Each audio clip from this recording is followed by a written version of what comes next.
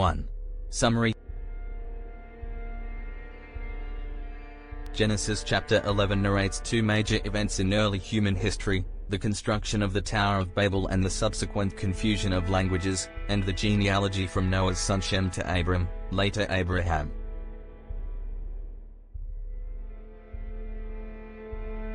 After the Great Flood, all humanity is described as speaking one language and migrating from the east to settle in the plain of Shinar, a region often associated with ancient Mesopotamia.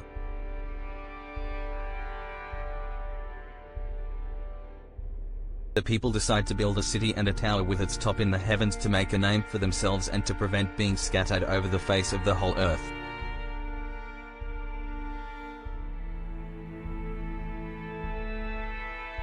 This collective action is depicted as an arrogant human attempt to achieve self-glory and independence from God's authority. Observing this unified human effort and their misguided intentions, God decides to intervene. He confuses their language, making it impossible for them to understand each other's speech. As a result of this linguistic confusion, the construction project is halted, and the people are scattered over the face of all the earth.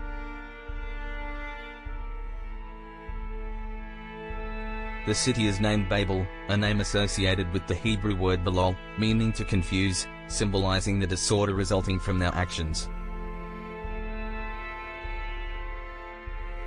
Following the Babel narrative, the chapter transitions into a detailed genealogy from Shem, one of Noah's sons, to Terah, the father of Abram.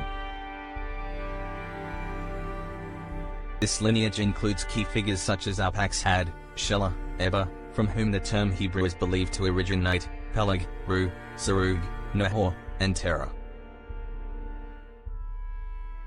This genealogy serves as a vital bridge, connecting humanity's primeval history to the foundational narrative of Abraham, a central figure in God's plan of salvation. The chapter concludes by describing Terah's journey with his son Abram, his wife Sarai, and his grandson Lot, son of Haran, from Ur of the Chaldeans towards the land of Canaan.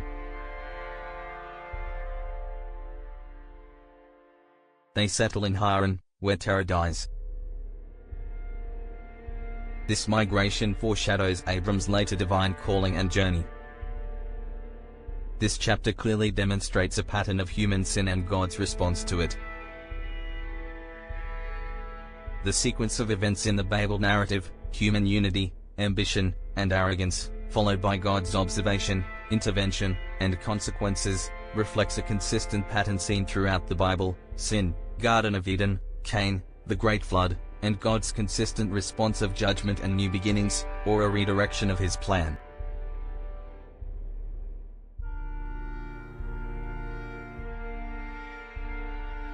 The Babel narrative is a concentrated example of humanity's innate tendency towards self-exaltation, even after the flood, suggesting that God's active involvement is necessary to prevent unified rebellion against His will and societal collapse.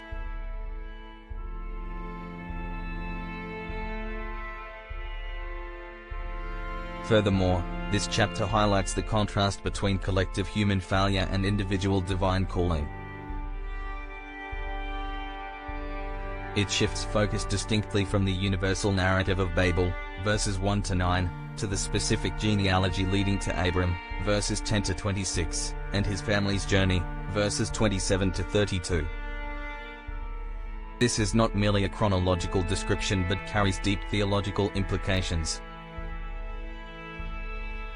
When humanity collectively fails, God initiates a new plan through chosen individuals or families, demonstrating His sovereignty and faithfulness to His salvific purpose despite human sin.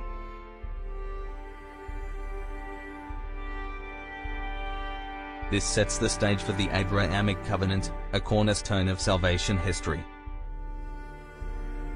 2. Catholic interpretation. In Catholic theology, Genesis chapter 11, especially the Tower of Babel narrative, is primarily interpreted as highlighting human malice and sinful arrogance in human accomplishments apart from God, and secondarily as an explanation for linguistic diversity.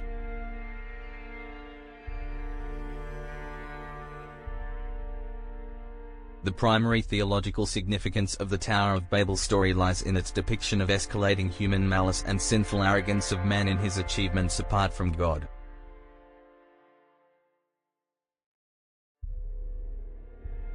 The ambition of the people to make a name for themselves and build a tower with its top in the heavens is seen as humanity's recurring desire to usurp God's role, to seek God's power without his wisdom, and to pursue a self-defined autonomy.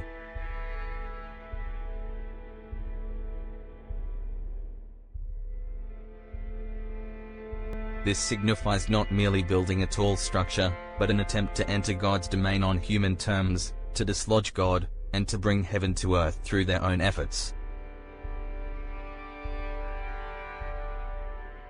The use of latest technology, bricks and mortar, questions the technological imperative, the idea that if something can be done, it should be done, and highlights the temptation to misuse intellect and technology to infringe on God's prerogatives.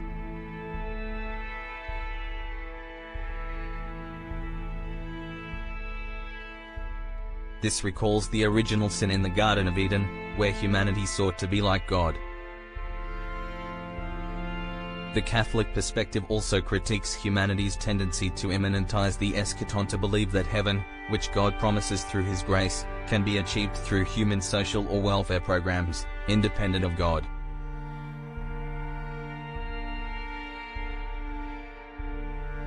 The Babel narrative serves as an allegory of humanity's enduring temptation to defy God's order. This narrative is directly linked to the desire for humanity to be like God, as depicted in Genesis 3, and to contemporary issues such as the technological imperative and the immanentization of the eschaton.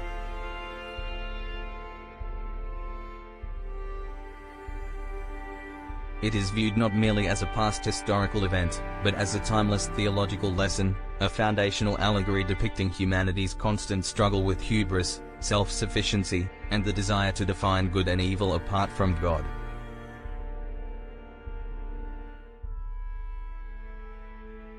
God's intervention in confusing languages and scattering the people is interpreted not out of jealousy or envy, but as a merciful act to prevent humanity from proceeding beyond their capacity to further self-destructive acts.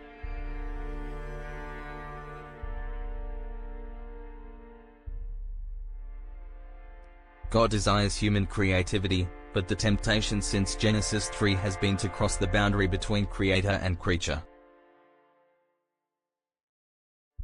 By thwarting the Babel project, God prevents a greater self-destruction that would arise from unified and illicit ambition to dislodge God. Therefore, God's judgment is understood as a form of merciful prevention.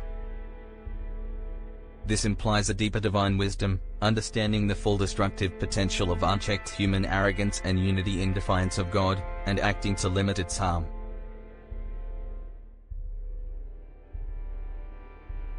This nuance is crucial for understanding God's character in this narrative. Secondarily, the narrative explains the diversity of languages among the peoples of the earth. The city name Babel is linked to the Hebrew word Belol, confused, and its phonetic similarity to the Babylonian city name Babili, Gate of God, emphasizes the confusion of languages. The genealogy from Shem to Abraham, Genesis 11:10-26, is identified as a priestly genealogy that marks a significant transition from the story of the nations, Genesis 1:1-11:26, to the story of Israel, its ancestors, Genesis 11:27-50:26. This emphasizes the enduring biblical theme of the contrast between Israel and the nations. The ages indicated in the genealogy are noted to be based on the Hebrew text, with other ancient texts having differing numbers. Eber is recognized as the ancestor from whom the Hebrews are named. The movement of Terah's family from Ur of the Chaldeans to Haran is seen as a movement from the east, where humanity originated, to the true home of Abraham's family.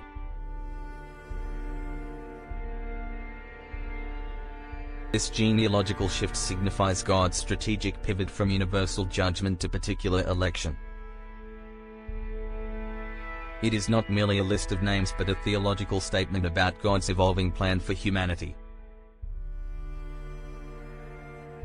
After repeated universal failures, the fall, the flood, Babel, God narrows his focus to a specific lineage through whom he will work to bring about redemption.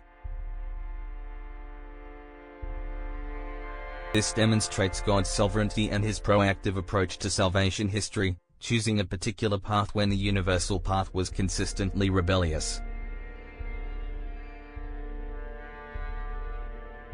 3. Protestant interpretation. In Protestant interpretations, Genesis chapter 11 is viewed as a pivotal narrative that demonstrates humanity's inherent arrogance and rebellion against God's will, God's sovereignty in thwarting self-exalting plans, and its role as a turning point towards God's specific plan of salvation through Abraham.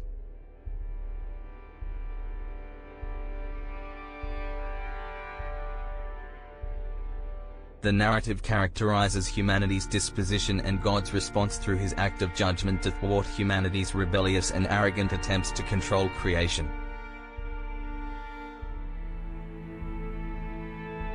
The decision of the people to gather to build a city and a tower is seen as a direct disobedience to God's command to be fruitful and multiply and fill the earth, Genesis 9:1-7.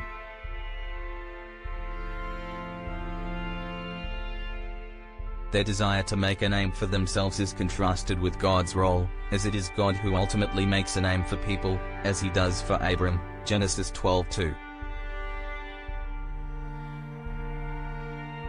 The repeated use of "let us," Genesis 11:3-4, stands in contrast to God's "let us" in creation, Genesis 1:26-3:22, indicating self-centered ambition aimed at self-glorification rather than glorifying God. The choice to build with bricks instead of stone symbolizes a human-centered approach, relying on their own ingenuity rather than God's provision. The tower reaching to the heavens reflects a spiritual aspiration to be like God and control their own destiny, echoing Satan's initial temptation, Genesis 3:5. While linguistic unity itself is not evil, it is noted that it was misused to facilitate disobedience and unbelief. God's intervention demonstrates that man proposes, but God disposes, proving that many are the plans in a person's heart, but it is the Lord's purpose that prevails, Proverbs 19:21. The depiction of God coming down to see their project, Genesis 11:5, is often viewed as a satirical expression of the insignificance of human efforts compared to God's transcendence.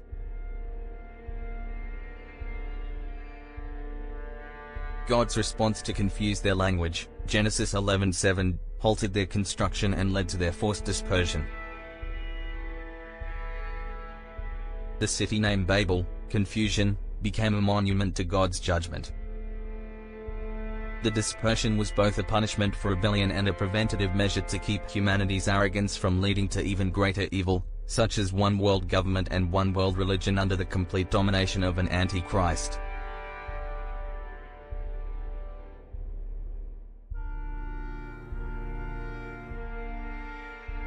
This view sees the Tower of Babel as a foundational critique of human attempts to establish a one-world order apart from God. This carries significant eschatological implications, suggesting Babel is an archetype for future human attempts at unified rebellion against God, and God's consistent opposition to such endeavors.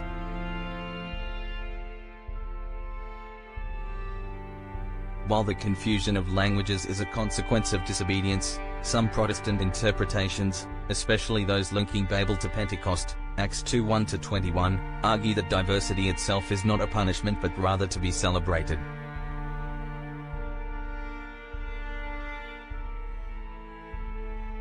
Pentecost is seen as a reversal of Babel, where the Holy Spirit maintains the diversity of human languages so that everyone can hear the gospel in their own tongue.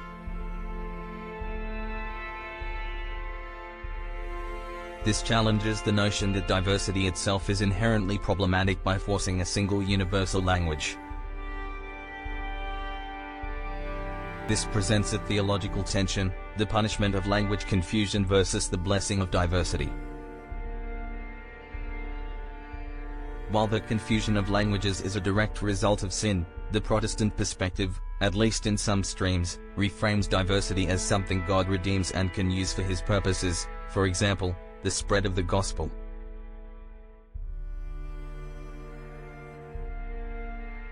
This resolves a potential contradiction, suggesting a repurposing by God beyond simple retribution. The narrative is also read as a critique of the totalitarian power of empire, particularly the Babylonian Empire, which imposed a single dominant language to enforce unity and conformity.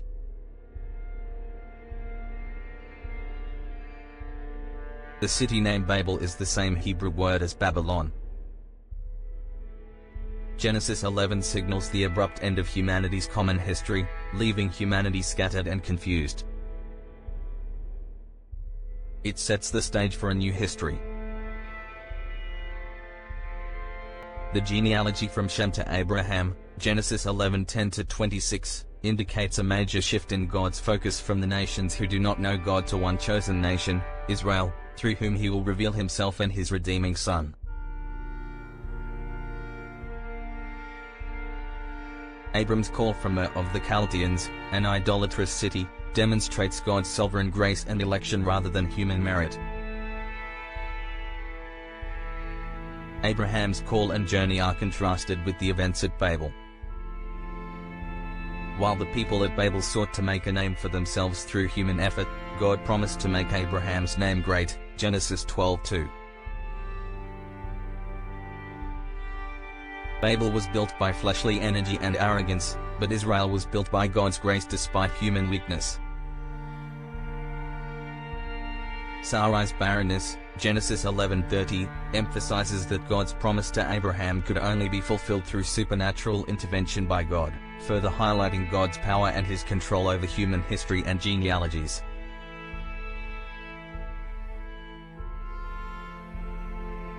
The genealogy teaches that God is faithful across generations, works at his own pace, not ours, and prepares individuals through trials and losses for a greater purpose. The ultimate reversal of Babel is promised in Zephaniah 3:9, where God will unify humanity with a pure language to call on his name. God's active sovereignty in shaping history to advance his redemptive plan, even through judgment, is emphasized. God's direct intervention, the thwarting of human plans, and the subsequent transition to Abraham's calling demonstrate that God is at work in his world, accomplishing his purposes despite the plans and projects of sinful people.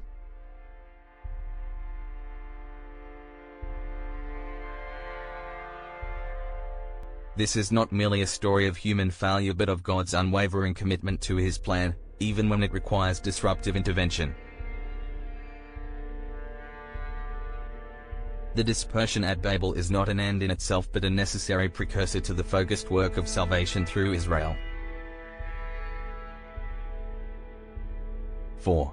Conclusion. Genesis chapter 11 stands as a pivotal turning point in both human history and God's divine plan. The narrative of the Tower of Babel vividly portrays humanity's ingrained arrogance and rebellion in pursuing self-glory independent of God. Catholic interpretations view this story as an allegory of universal human sinful tendencies and God's merciful act of limiting humanity's self-destructive ambitions. Protestant interpretations, on the other hand, emphasize direct disobedience to God's command and the supremacy of God's sovereignty over human plans, also pointing to its significance as a warning against future anti-Christian unification.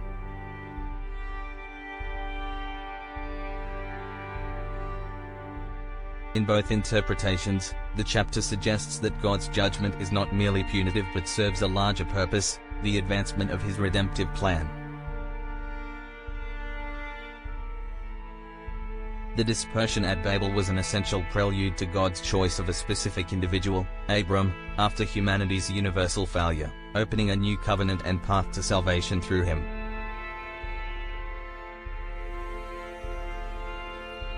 In this way, Genesis chapter 11 reveals profound theological truths about the human condition and God's unwavering sovereignty in guiding history to achieve his purposes, despite human rebellion.